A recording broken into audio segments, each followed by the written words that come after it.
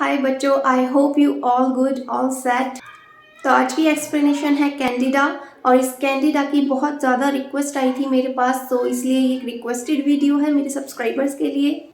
और जो non subscribers हैं जो पहली बार वीडियो देख रहे हैं उनको मैं बताना चाहती हूँ कि कैंडिडा की ये मेरी एक्सप्लेनेशन थोड़ी लंबी हो सकती है बाकी अदर चैनल से, बाकी अदर लोगों के एक्सप्लेनेशन से। मेरे वीडियो ऑलवेज लंबे होते हैं, मैं शॉर्ट में एक्सप्लेन नहीं करती हूँ क्योंकि मैं जो कोई भी एक्सप्लेनेशन करती हूँ वो एग्ज़ाम के पॉइंट ऑफ व्यू से करती हूँ।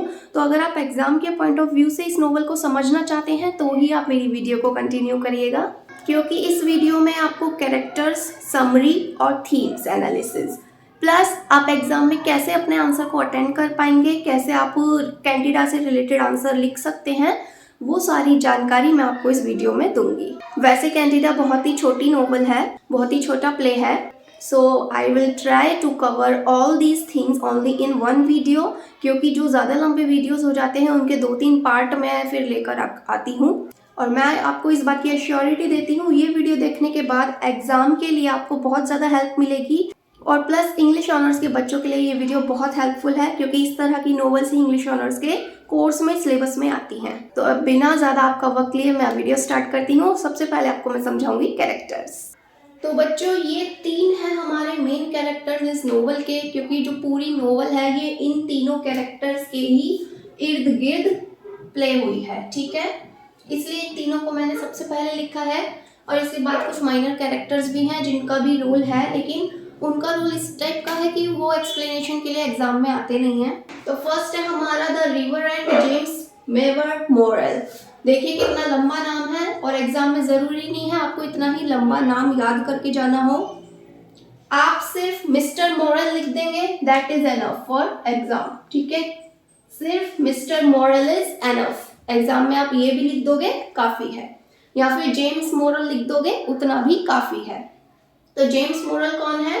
अ clergyman in church of London, क्योंकि हमारी इस नोवेल की जो लोकेशन है वो क्या है, लंदन है।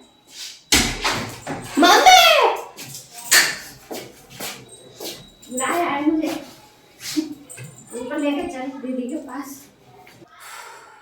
सॉरी गाइज, वो मेरा कुत्ता आ गया था जिसने मेरा ये हाल किया है, और मैंने कम्युनिटी पोस्ट में भी डाला था अपना चेहरा।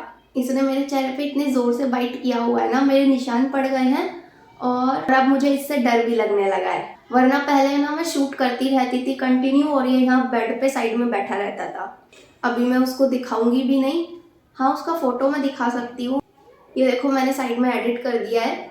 इसने मुझे इतनी बुरी तरह काटा था, मेरा ये पूरा जो माउथ है इतना स्वेलिंग हो गया था ना, आपस में मेरे लिप्स भी जॉइंट नहीं हो पा रहे थे और बहुत टाइम लगा मेरे फेस को थोड़ा ठीक होने में, सूजन कम होने में। और अभी जो मेरे लिप्स है ना बिल्कुल पहले की तरह नॉर्मल हो चुके हैं, इसलिए मैं वीडियो शूट कर पा रही हूँ, आपसे बोल पा रही हूँ। क्योंकि जब इसने मुझे काटा था ना, एक तो स्वेलिंग की वजह से मुझसे ना बोला जा रहा था, ना कुछ खाया जा रहा था, मैं सिर्फ लिक्विड या जूस ही ले रही थी। तो अभी भी मेरे फेस पे निशान रह गए हैं, इन्हें टाइम लगेगा जाने में। So you please don't mind the marks of my faces. So please focus on your novel, that is Candida. तो ऐसा नहीं है हमारा कुत्ता पागल हो गया है, वो एक्चुअली थोड़ा मेंटली डिस्टर्ब्ड है, इसलिए अपना गुस्सा आजकल उतार रहा है सब पर। मेरे भाई को भी काट रखा है उसने, तो अभी हम उसका प्रॉपर ट्रीटमेंट करवा रहे हैं। तो धीरे धीरे टाइम लगेगा उसे भी नॉर्मल होने में। अब हम ध्यान देते हैं अपनी नोवेल में। तो जैसा मैंने आपको बताया इस नोवेल की जो लोकेशन है वो क्या है, लंदन, ठीक है। तो लंदन के में ही कोई एक चर्च है, वहाँ पे ये क्लर्जी मैन का काम करते हैं। क्लर्जी मैन मीन्स पादरी, जो चर्च में फादर होते हैं ना, शादियाँ कराते हैं वो, ठीक है। फादर हिंदी में पादरी बोलते हैं। और क्या है, ये हस्बैंड ऑफ कैंडिडा, यानी कि जो हमारी नोवेल की हीरोइन है कैंडिडा, उसका पति है, हस्बैंड ऑफ कैंडिडा। कैंडिडा कौन है? हीरोइन ऑफ द नोवेल, हमारी हीरोइन है, and wife of James Morel. और ये जो जेम्स मोरेल है इसकी क्या है, वाइफ है। So I am drawing a heart there, दिल बनाया है मैंने, तो आप समझ जाइएगा ये दोनों कौन है, मियाँ बीवी है, हस्बैंड वाइफ है। थर्ड कैरेक्टर जो भी, ये भी हमारा इंपॉर्टेंट कैरेक्टर है क्योंकि पूरी जो नोवेल है इन तीनों पे ही बेस्ड है। तो थर्ड है यूजिन मार्चबैंक। ये कौन है? एक यंग पोइट, ये एक पोइट है, जवान है और कैंडिडा को पसंद करता है, likes Candida and belongs to royal family. और ये एक अमीर घराने से जो है बिलोंग करता है। तो ये तो अमीर घराने का है, लेकिन जो कैंडिडा और उसकी फैमिली है, यानी कि उसके पति, उसके बच्चे, वो सब कौन सी फैमिली से हैं? मिडिल क्लास फैमिली से हैं, फ्रॉम मिडिल क्लास। ठीक है। तो रिच होने के बावजूद भी ये कैंडिडा को बहुत पसंद करता है नोवेल में और उससे शादी करना चाहता है ये, ठीक है। तो पूरी स्टोरी तो मैं आपको समरी के दौरान ही बताऊंगी, पहले कैरेक्टर्स मैं फिनिश कर देती हूँ, क्योंकि कैरेक्टर्स समझना आपके लिए बहुत ज़रूरी है रिलेशनशिप के लिए। जब तक आपको रिलेशनशिप पता नहीं चलेगा कैरेक्टर्स का, किसका किससे क्या नाता है, तब तक स्टोरी आप डीपली नहीं समझ पाएंगे, ओके। जैसे कोई भी डिश बनाने से पहले, कोई भी रेसिपी बनाने से पहले आपको उसके इंग्रेडिएंट्स रेडी करने होते हैं कि इसमें डलेगा क्या क्या बनने के लिए, वैसे ही ये नोवेल है। आपको इसे पकाना है और अपने माइंड में इसको जैसे आप खाने को पेट में रखते हो वैसे ही इसको पका के आपको अपने माइंड में रखना है। और ये जो कैरेक्टर्स है ना, ये क्या है, ये आपकी नोवेल के इंग्रेडिएंट्स हैं, ठीक है। नोवेल में क्या क्या ऐड हो रहा है वो आपको पता रहना चाहिए। चलिए आगे देखते हैं। तो ये है हमारे फाइनल कैरेक्टर्स, मिस प्रॉस्परवाइन गार्नेट, और निकनेम में इसको क्या बोलते हैं, इसका निकनेम क्या है, प्रॉसी। और ये कौन है, मिस्टर मोरल की सेक्रेटरी है, यानी कि जो जेम्स मोरल है, जो मैंने आपको फर्स्ट कैरेक्टर लिखवाया था, ये उसकी सेक्रेटरी है, उसके साथ कामकाज करती है ऑफिस में, सॉरी चर्च में। एंड शी लाइक्स मोरल, और मोरल को ये पसंद भी करती है मन ही मन, लेकिन इसने कभी अपनी पसंद जाहिर नहीं की। क्यों करेगी, वो तो ऑलरेडी मैरिड है ना।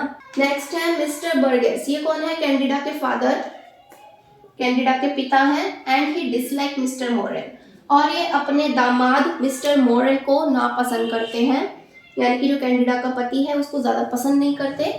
और ये जो मिस्टर मोरल है ये भी इनको कम पसंद करते हैं, ठीक है। इट मीन्स यहाँ पे ये जो कैंडिडा के फादर हैं और ये जो कैंडिडा का पति है, इन दोनों में अच्छे संबंध नहीं है। तो ये थे हमारे कैरेक्टर्स। अब मैं आपको एक्सप्लेन करती हूँ इसकी प्यारी सी स्टोरी। ज्यादा लंबी नहीं है, बहुत अच्छी स्टोरी है, और मेरे एक्सप्लेनेशन से आपको बहुत हेल्प मिलेगी एग्जाम में कि आप एक एक पॉइंट किस तरह से थीम्स में एनालाइज कर सकते हैं। वैसे आज आपको मेरा फेस फीका लगेगा, ऑब्वियस सी बात है, और इतने बड़े इंसिडेंट के बाद मैं ये वीडियो शूट कर रही हूँ तो फेस तो आपको फीका लगेगा ही। So let's have a look on summary. तो बच्चों ये जो हमारी नोवेल है कैंडिडा, इसकी लोकेशन क्या है, आपको लोकेशन पता होना चाहिए। लोकेशन है लंदन इंग्लैंड, यानी कि लंदन इंग्लैंड में ये प्लेस हुई है। और अगर मैं आपको और डीपली बताऊं तो लंदन में भी नॉर्दर्न लंदन, ठीक है, नॉर्दर्न लंदन। अक्टूबर, ये अक्टूबर क्यों लिखा है मैंने, क्योंकि अक्टूबर के महीने में ही इस नोवेल को प्लेस किया गया है। और इसमें शो क्या किया गया है, this novel shows story of one day, ठीक है, story of one day of October,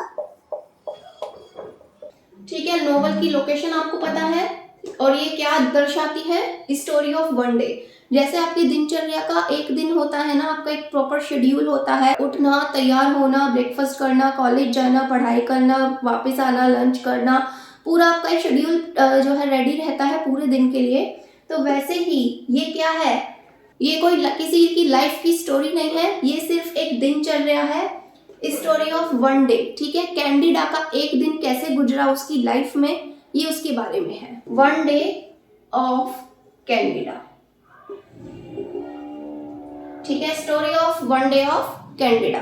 अक्टूबर में कैंडिडा का एक दिन कैसे गुजरा, क्या हुआ उसके साथ, वो सब। और ये जो नोवेल है कब लिखी गई थी, 1894 में, ठीक है। ये सब पॉइंट्स आपको लिखने हैं, ऐसा मत सोचिएगा ये सब तो हमें बुक्स में दिया गया है, इंटरनेट पे दिया गया है, तो फिर मैं क्यों लिख रही हूँ। क्योंकि जब आप अपने आंसर अटेंड करोगे ना एग्जाम में, तो जो आपका फर्स्ट पैराग्राफ आता है, मतलब फर्स्ट पैराग्राफ आपको लिखना होता है, वो आपको राइटर के बारे में लिखना होता है। और हमारी इस नोवेल का कौन है writer, George Bernard Shaw, right, George Bernard Shaw, यही है हमारा राइटर। तो जब भी आप कैंडिडा से रिलेटेड एग्जाम में कोई भी क्वेश्चन आएगा, आप पहला पैराग्राफ जो है राइटर के बारे में लिखेंगे, जॉर्ज बर्नार्ड शॉ। और जब आप इसके बारे में पैराग्राफ लिखेंगे तो आप ये भी तो लिखेंगे कि कैंडिडा को उन्होंने कब लिखा, तो कब लिखा, 1894 में। और ये पब्लिश कब हुई, पब्लिश इन 1898, ठीक है। तो बाकी आंसर आपको कैसे कैसे लिखना है वो मैं सबसे एंड में बताऊंगी, जब मैं आपको थीम्स का एनालिसिस करूंगी। समरी बताने से पहले ये मेन पॉइंट्स थे जो आपको पता है होने चाहिए। And I am suggesting you please bring a notebook and pen with you while watching my video, जब आप मेरा वीडियो देख रहे हैं। तो अपने साथ एक नोटबुक पेन लेके बैठिए ताकि आप साथ साथ नोट्स भी बनाते चलें। तो लोकेशन आपको पता चल गई क्या, नॉर्दर्न लंदन, और उसमें अक्टूबर के महीने में ये हमारी नोवेल प्लेस हुई है। और उसमें क्या शो किया गया है, one day story of Candida.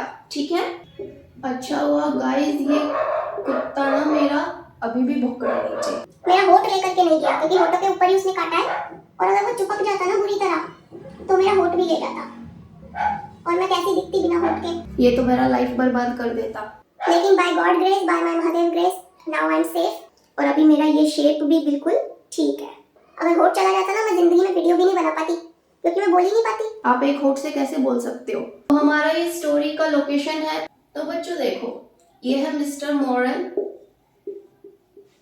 और ये है कैंडिडा। ठीक है, तो होता क्या है इस नोवेल में, ये जो मिस्टर मॉरल है ना, ये बहुत ही सक्सेसफुल फादर है चर्च में। ठीक है, बहुत ही सक्सेसफुल क्लर्जीमैन है। लेकिन इसकी सक्सेस के पीछे, सफलता के पीछे किसका हाथ होता है, इसकी बीवी कैंडिडा का। ठीक है, और पर्सनैलिटी से कैसा होता है, ये वीक होता है, वीक पर्सनैलिटी, यानी कि ये अपना ख्याल खुद नहीं रख सकता। इसको बात बात पे कैंडिडा चाहिए होती है अपना ख्याल रखने के लिए। ठीक है, तो पर्सनैलिटी वाइज ये वीक है, लेकिन इसकी बहुत सफलता के पीछे कौन है, इसी की वाइफ कैंडिडा। वो कहते हैं ना, एक सफल आदमी के पीछे किसी औरत का हाथ होता है, तो वही कहानी है। तो मैंने आपको क्या बताया था, ये अक्टूबर के एक दिन का स्टोरी है। तो कैंडिडा कहाँ गई हुई है, लंदन के ट्रिप पे, वेंट टू लंदन ट्रिप। ठीक है, ये अभी घर में नहीं है, ये बाहर गई हुई है किसी काम से, लंदन के ट्रिप पर गई हुई है, और अब इसको घर वापस लौटना है। She wants to come back home, wants to come back home। तो मोरल को इसको पिकअप करने जाना होता है एयरपोर्ट पे, बट ये नहीं जा पाता क्योंकि इसको कोई काम आ जाता है। तो कैंडिडा क्या करती है, अपने आप ही घर चली आती है। ठीक है, ये अपने आप घर आ जाती है, केम होम विद, लेकिन अकेली नहीं आती, ये किसी को अपने साथ लेकर आती है। और वो कौन होता है, यूजिन मार्चबैंक। ठीक है, ये इसके साथ आती है घर। और मैंने आपको क्या बताया था, ये कौन है, ये एक यंग पोइट है, एक कवि है, और कैंडिडा को लाइक करता है, he likes her very much. ठीक है, तो जब ये कैंडिडा के साथ इसके घर आता है तो ये इसको अपने हस्बैंड से मिलवाती है, मिस्टर मॉरल से। ठीक है, अपने सारे फैमिली मेंबर से इंट्रोडक्शन करवाती है, अपने फादर से, बच्चों से, और ये यहाँ पे फिर कुछ दिन मेहमान बन के रहने लगता है कैंडिडा के ही घर में। किसके साथ, कैंडिडा, उसका फैमिली यानी कि उसका हस्बैंड और उसके पापा, क्योंकि जो कैंडिडा के फादर हैं, कौन है फादर, बर्गास, मिस्टर बर्गास, वो भी इसी घर में रहते हैं। कैंडिडा अपनी बेटी के साथ ही रहते हैं। तो जब इन्हें पता चलता है कि यूजिन एक रॉयल फैमिली से है, एक अमीर घराने से है, तो ये इसको थोड़ी तवज्जो देने लगता है यूजिन को। ठीक है, कौन देता है तवज्जो, ये बर्गास, क्योंकि मैंने आपको कैरेक्टर्स में ही बता दिया था, ये जो बर्गास है ना, अपने दामाद मॉरल को पसंद नहीं करता है। क्यों नहीं पसंद करेगा, क्योंकि एक तो उसका वीक पर्सनैलिटी है।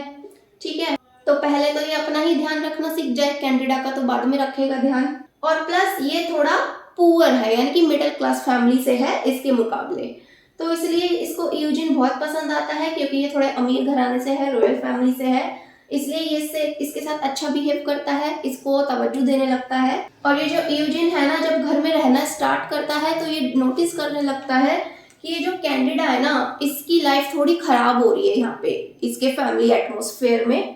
कैसे, क्योंकि इनके घर में कोई नौकर तो है नहीं, तो घर का जो सारा काम होता है, बर्तन धोना, कपड़े धोना और खाना बनाना, वो सारा काम कौन करती है, कैंडिडा ही करती है। तो इसको ना ये बात अच्छी नहीं लगती कि कैंडिडा अपने ही घर में नौकरानियों की तरह रहती है और उसके पति को उसकी कोई फिक्र भी नहीं है। तो जब ये इसको पसंद करता है ना, तो ये नहीं चाहता कि ये अपनी लाइफ को ऐसे एटमॉस्फेयर में बर्बाद करे।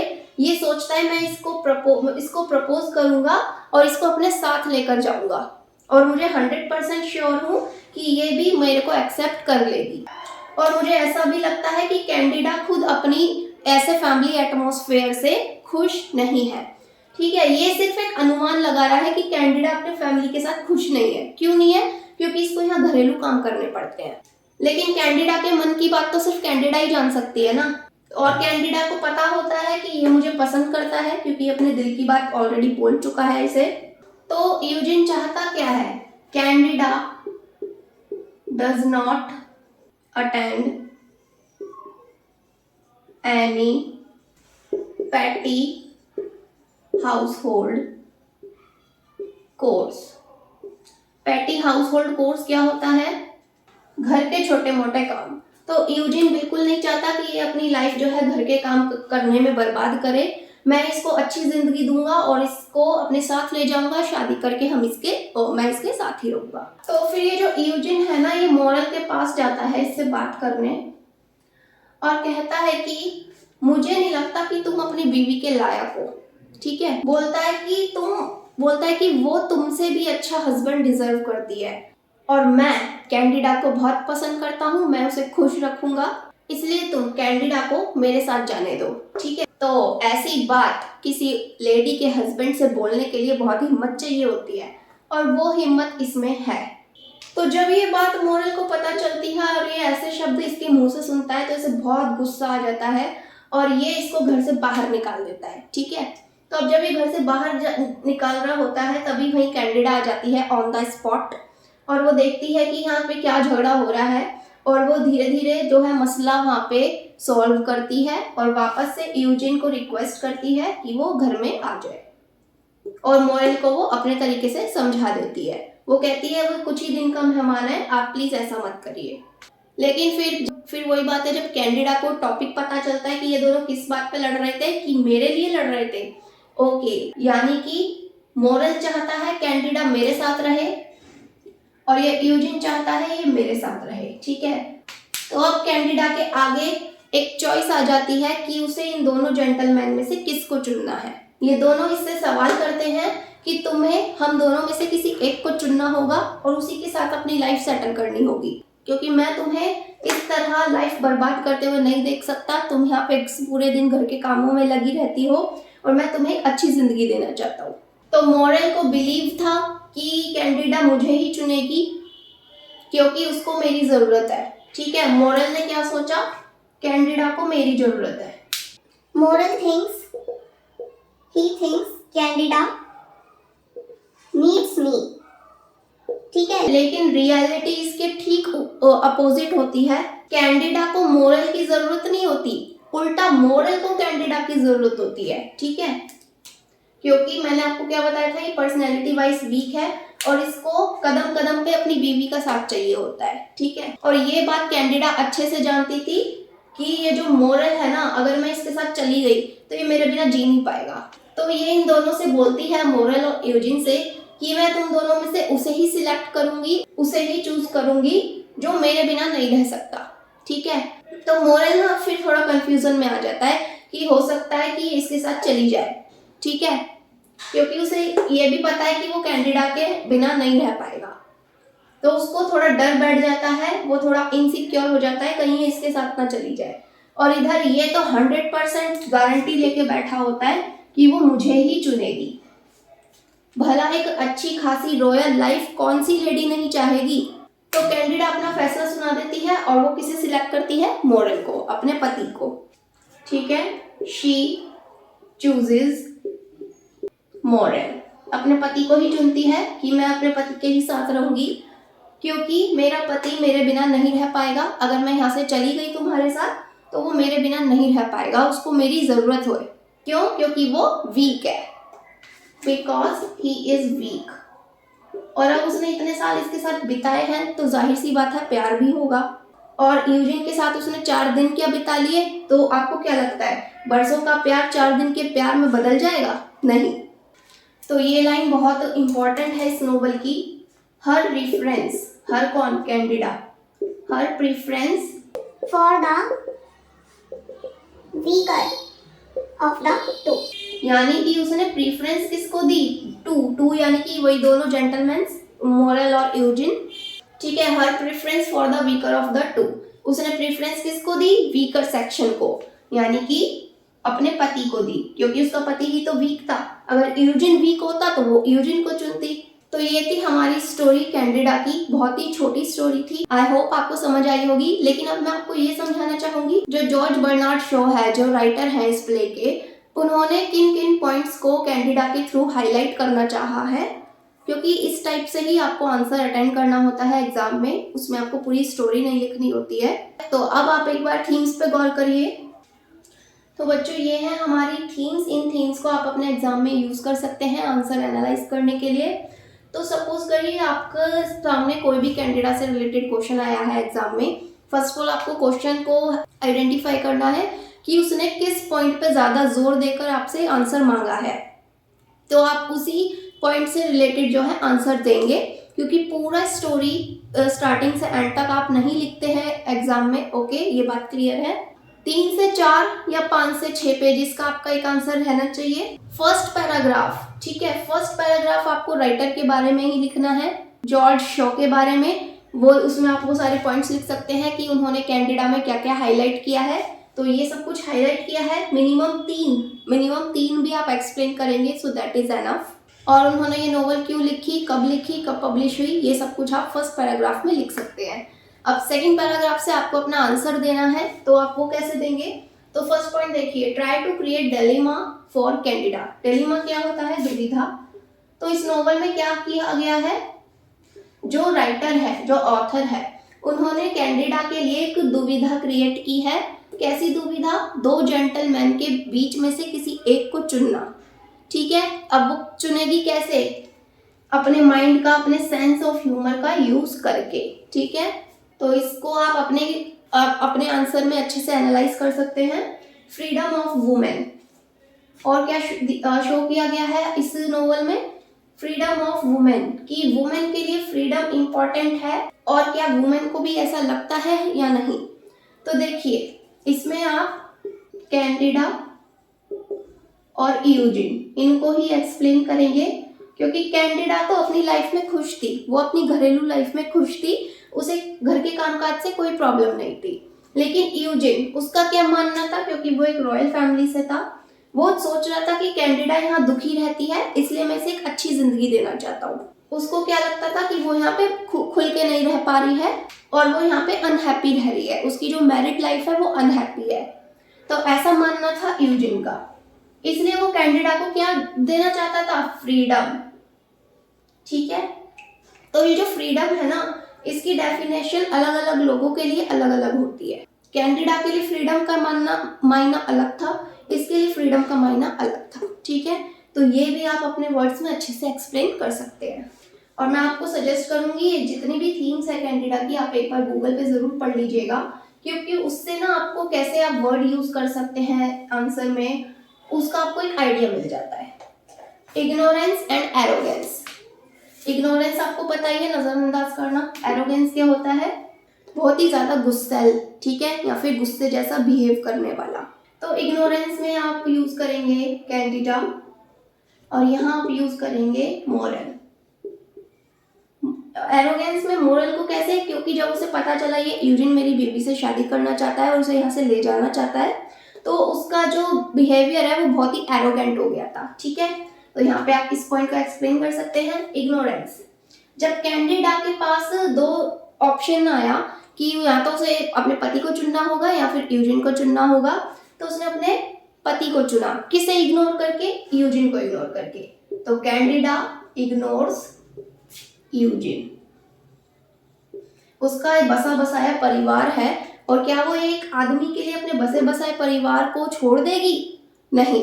तो यहाँ पे उसने यूजिन को ही इग्नोर करना बेटर समझा। लव एंड मैरिज, यहाँ पे आप सिर्फ कैंडिडा और मोरल को ही एक्सप्लेन करेंगे, ठीक है, कि इतना कमजोर पति मिलने के बाद भी कैंडिडा ने कैसे अपनी शादी को सक्सेसफुल रखा, ठीक है, और अपने पति को भी ऊंचाइयों तक पहुंचाया। चॉइस ऑफ वुमेन, इसको भी अब आप एक्सप्लेन कर ही लेंगे, you know all the story about this. तो ये था हमारा एक छोटा सा प्ले कैंडिडा। आपको अच्छा लगा हो तो वीडियो लाइक कर दीजिएगा। और भी मैंने इंटरेस्टिंग नोवेल जो है एक्सप्लेन कर रखे हैं, डिस्क्रिप्शन बॉक्स में लिंक है, तो आप एक बार विजिट कर सकते हैं। जैसे paradise lost, rape of the lock, rover, hard times, बहुत सारे नोवेल्स हैं। और अगर आप भी चाहते हैं कि मैं आपके किसी सजेस्टेड टॉपिक को एक्सप्लेन करूं तो आप उस नोवेल का जो है नाम लिख सकते हैं कमेंट में। सो नेक्स्ट वीडियो में उसके ऊपर ज़रूर लेकर आऊँगी, जैसे कि ये भी एक रिक्वेस्टेड वीडियो थी। तो अब मिलते हैं नेक्स्ट वीडियो में। Take care, bye bye.